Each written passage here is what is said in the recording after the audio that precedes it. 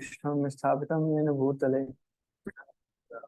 नाति स्वपदान्तिकं वन्देऽहं श्रीगुरुं श्रीयत्पतितं श्रीमद्भगवद्गीतं परिजनसहितं कृष्णचैतन्यदेवं श्रीराधाकृष्णपादान् सैवललिता श्रीविशाखान्वितांश्च नमो विष्णुपादाय कृष्णकृष्णाय भूतले श्रीमते भक्तिवेदान्त नामिने नमस्ते सारस्वते देवे गौरवाणी पिशारिणे निर्विशेष शून्यवादी पाच्यदे सतारि हे कृष्णा करुणा सिंधु दीनबंधु जगतपते गोपेश गोपिका कांत राधा कांत तप्त कांचन गौरांगी राधे वृंदावनेश्वरी कृष्णानुसते देवी प्रणमामि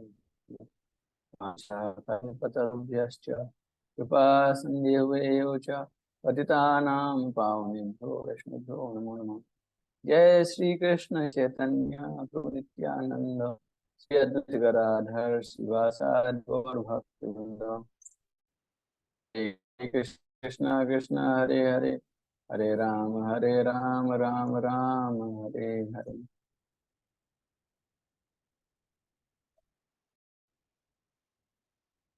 ओके, तो अभी आप पूरे मानव मचलम कृष्ण। राइट। आपूर्यमाणं चल प्रतिष्ठं समुपायं प्रविशन्ति यत् तद्वत्कामायं प्रविशन्ति सर्वे ससान्नापतिकाम। ये पुरुष समुद्र में निरंतर प्रवेश करते रहने वाली नदियों के समान इच्छाओं के निरंतर प्रवाह से विचलित नहीं होता, और जो सदैव स्थिर रहता है वही शांति प्राप्त कर सकता है, वह नहीं जो ऐसी इच्छा कुछ करने की चेष्टा करता है। ये बहुत फेमस श्लोक है। एक मिनट में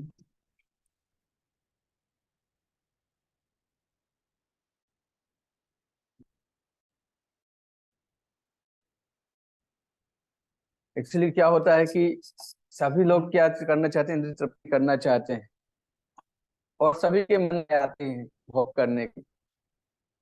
नो डाउट, ऐसा कोई नहीं है जिसके मन में इच्छा ना आए। इच्छा भी ना आए ऐसा शुद्ध भक्ति हो सकता है, तो उसके लिए तो है नहीं। तो क्या होगी, ऐसा तो नहीं कि हमारी शुद्ध भक्ति की जैसी इच्छा हो गई है। तो सारे मन में आती है, 100% आती है। सबको पता है, जब बाढ़ आती है तो नदियों की हालत कैसी होती है। नदियों से साफ होने लगता है,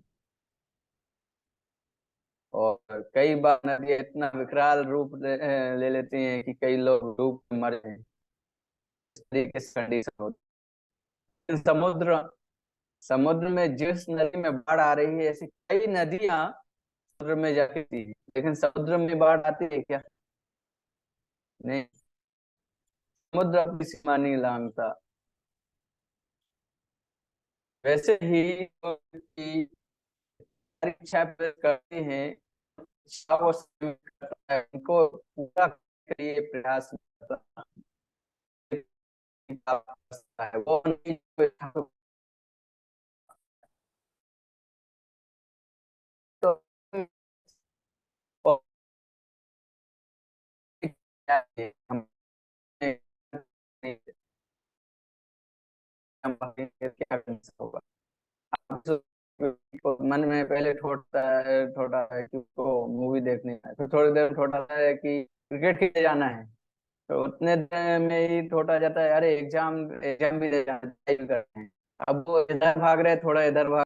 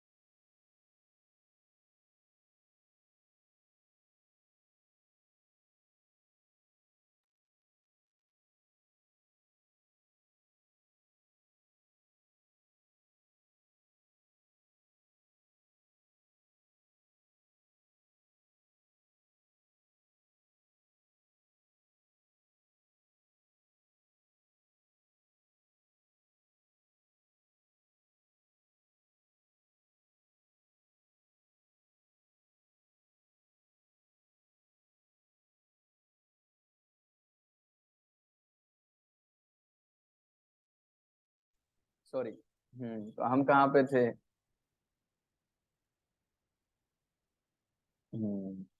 एक हम थे कि जो कृष्ण भावना भावित व्यक्ति है, वहां से ही, हाँ, क्योंकि कंटिन्यू मूड था। कृष्ण भावना भावित व्यक्ति है, उसमें इच्छाएं आती हैं लेकिन वो उसको पूरी करने के लिए नहीं भागता, वो इंद्रियों को नियंत्रित करता है। तो आज एकादशी है। एकादशी में 11, एकादशी मतलब 11 होता है। एकादश, 10 और 1 11। और हमारी इंद्रिया भी 11 है। 5 ज्ञानेंद्रिया, 5 कर्मेंद्रिया और 11वां मन। तो आँख कान नाक जीभ त्वचा और मन, और इसके अलावा 5 कर्मेंद्रिया, हाथ पैर गुदा और हमारी वाक, और साथ में जनेन्द्रिय। ये पूरे की पूरे 11 इंद्रियों को केवल भगवान की सेवा में ही यूज करना चाहिए, नहीं तो यूज नहीं करना चाहिए। तो इनको समेट के पूर्णतः भगवान की सेवा में समर्पित करना, वो है वास्तव में एकादशी व्रत। एकादशी का व्रत का मीनिंग ये नहीं है कि हम सारे दिन भूखे रहेंगे और कुछ भी करेंगे, गेम खेलेंगे, चाय पी लेंगे, चाय पीने से तो फास्टिंग नहीं टूटेगी। हाँ, तो ऐसा कुछ करना एकादशी नहीं है। एकादशी का मतलब है भगवान की चिंतन में अपने इंद्रियों को लगाना। कई बार लोग बोलते हैं, अरे थोड़ा दाना क्या कहते हैं यहाँ पे, मावा, मावा खा लिया, उससे दिव्य आनंद आता है। आपको पता नहीं प्रभु जी, मावा में जो आनंद है वो कहीं दुनिया में नहीं है। आप कभी खा के देखो, आपको पता चलेगा। एकादशी इससे नहीं टूटती, इसमें कोई अनाज नहीं होता। तो ये तो जनरल नियम है कि हमें 4 नियम का पालन करना चाहिए। अगर 4 नियम तोड़ दिए तो एकादशी तो वैसे ही टूट गई। तो एकादशी का मीनिंग ही है कि 11 इंद्रियों को अपने समेट के भगवान की सेवा में नियोजित करना, भोग वृत्ति से समेट के भगवान की सेवा में नियोजित करना, उनको पूरा करने के लिए नहीं भागना। तो एकादशी अभ्यास है। कम से कम एक दिन हमें इस तरीके से पूरा जीवन अच्छे से बिताना चाहिए ताकि हम बाकी जीवन भी भगवान की सेवा में लगा सकें। तो हमें चाहिए कि एकादशी के दिन बाकी चीजों से हो सके तो छुट्टी ले लें, जॉब वगैरह से, मंदिर जाएं, भगवान का जप करें, भगवान का दर्शन करें, इत्यादि कार्यों में अपने आप को लगाएं। तो नेक्स्ट श्लोक।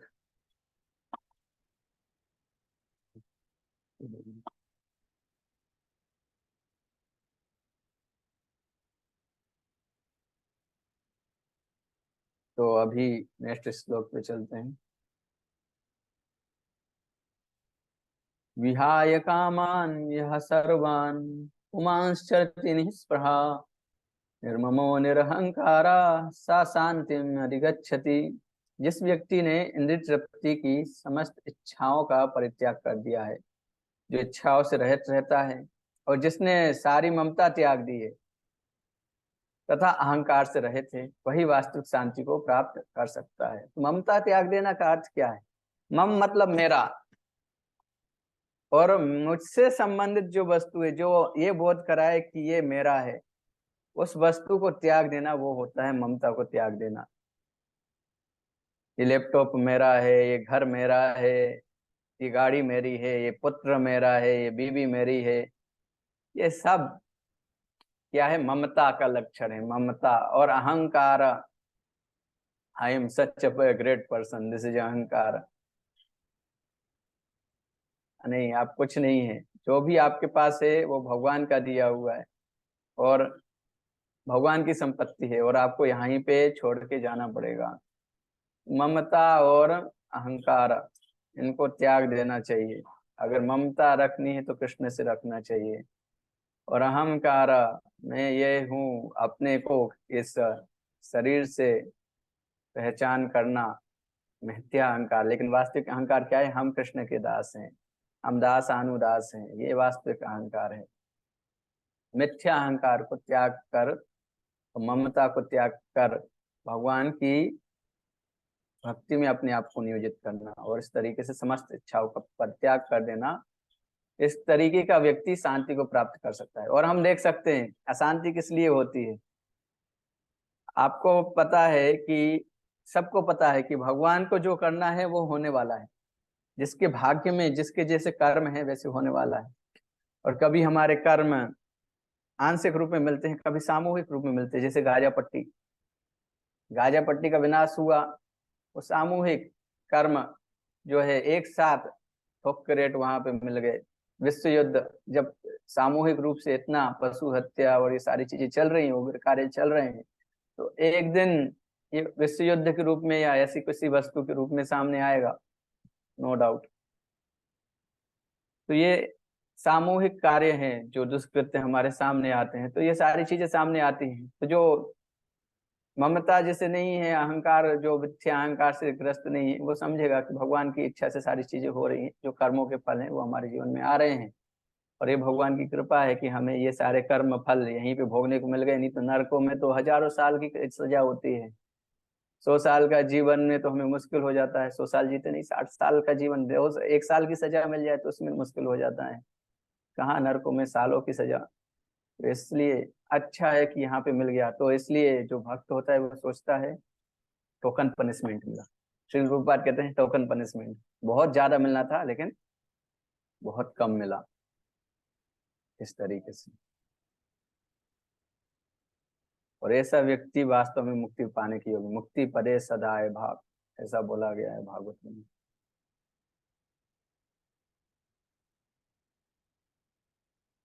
ऐसा ब्राह्मी स्थिति पार्थ नैनां प्राप्य विमुह्यति स्थित्वा स्यामंत कालेपि ब्रह्म निर्वाणम रक्षति। यह आध्यात्मिक तथा ईश्वरीय जीवन का पथ है, जिसे प्राप्त करके मनुष्य मोहित नहीं होता। यदि कोई जीवन के अंतिम समय में भी इस तरह स्थित हो जाए तो वह भगवत धाम में प्रवेश कर सकता है। मतलब मरते मरते तक भी आपने ये अवस्था प्राप्त कर ली तो भगवत धाम में प्रवेश कर जाते हैं आप। अगर नहीं कर पाई तो नेक्स्ट बर्थ लेना पड़ेगा और बाकी का कार्य आपको अगले जीवन में पूरा करना पड़ेगा, अगर भक्ति योग का अभ्यास कर। अन्य योग में पतन का चांस होता है, जीरो से शुरू करना पड़ सकता है, लेकिन भक्ति योग में उसके आगे से के स्तर से शुरुआत होती है।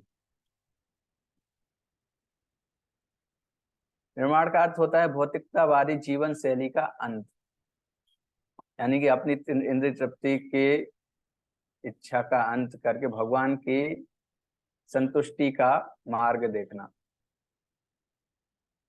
बौद्ध दर्शन वाले कहते हैं कि जीवन के पूरा हो जाने पर केवल शून्य शेष रहता है। एक्चुअली श्री प्रभुपाद कहते हैं शून्य कहीं नहीं है। जो बौद्ध दर्शन वाले हैं, बौद्ध हैं, उनके दिमाग में शून्य है, क्योंकि अगर शून्य होता है तो वो क्यों मानते हैं कि दूसरा जन्म हो रहा है। अगर शून्य हो जाता है तो शून्य हो जाता है ना, फिर व्यक्ति को मार देना चाहिए। केमिकल से उत्पन्न होता है सारी वस्तुएं, तो मार देना चाहिए और सब खत्म हो जाएगा। लेकिन ऐसा नहीं है, अगर सब शून्य है तो वो कार्य ही क्यों कर रहे हैं, सब शून्य होने वाला है। तो ये नास्तिक दर्शन है। इस जीवन का अंत होने के पूर्व यदि कोई कृष्ण भावना भावित हो जाए तो उसे तुरंत ब्रह्म निर्वाण अवस्था प्राप्त हो जाती है। भगवत धाम तथा भगवत भक्ति के बीच कोई अंतर नहीं है, क्योंकि दोनों चरम पद हैं तथा भगवान की दिव्य प्रेमा भक्ति में व्यस्त रहने का अर्थ है भगवत धाम को प्राप्त करना। कोई व्यक्ति इस भौतिक जगत में भी भगवत धाम में रह सकता है, यानी कि उसी आनंद का भोग कर सकता है, उसी आनंद का लाभ उठा सकता है। भोग व्यक्ति को तो हमें त्यागना है। जैसे कि उद्धव महाराज, उद्धव जी इस जगत में ही थे, लेकिन जब विदुर जी पूछते हैं उनसे, विदुर जी उद्धव जी के पास पहुंचते हैं तो उनको थोड़ा समय लगता है उनका आंसर देने में। श्री प्रभुपाद वहां पे बताते हैं स्पष्ट रूप में, आचार्य लिखते हैं कि चूंकि उद्धव उस समय पे आध्यात्मिक जगत में ही थे, उनका शरीर यहाँ पे था लेकिन उनकी चेतना आध्यात्मिक जगत में थी, भगवान के पास टाइम में ही खोए थे। इसलिए उनको अपने उस चेतना में वापस लौटने में थोड़ा समय लगता है और फिर उसके बाद आंसर देते हैं।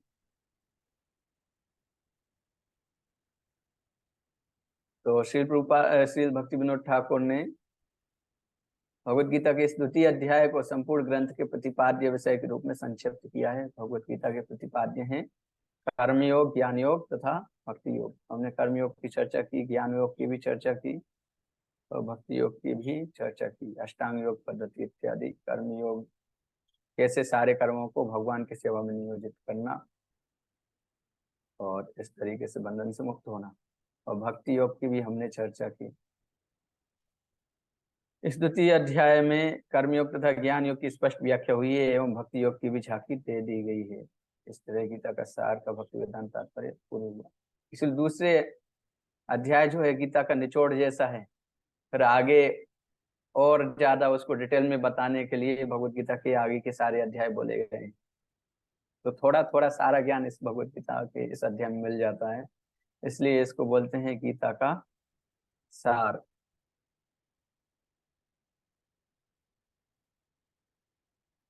संक्षिप्त में जो कृष्ण भावना भावित नहीं है उसका आसानी से पतन हो सकता है।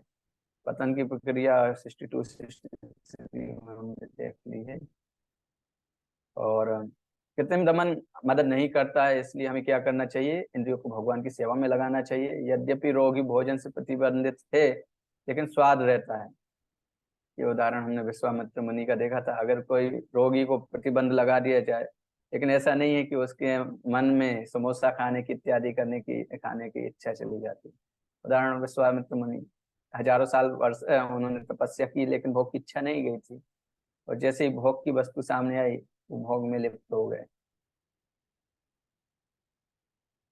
दृष्टांत, एक और दृष्टांत हमने देखा, नाव हवा को बहा ले जाती है। ऐसे इसी तरीके से, सॉरी, हवा नाव को बहा ले जाती है। उसी तरीके से जिस वस्तु पे हमारा इंद्रिय विषय का, जिस इंद्रिय विषय पे हमारा चिंतन चल रहा है, वो इंद्रिय विषय हमारे मन को भगा भगा के ले जाता है। इसलिए हमें चाहिए कि मन को कंट्रोल में रखें। मन को कंट्रोल करने की विधि है बुद्धि। बुद्धि से मन पे लगाम लगाई जा सकती है। तो मन के घोड़े तो बहुत तेज भागते हैं।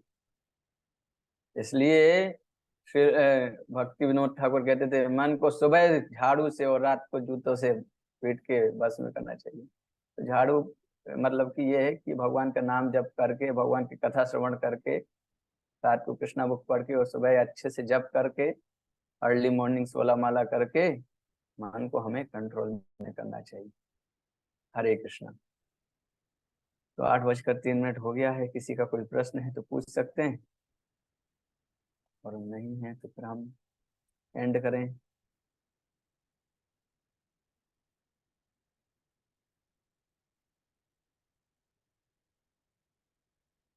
हरे कृष्णा। अच्छा, किसी का कोई मैसेज आया? ठीक है।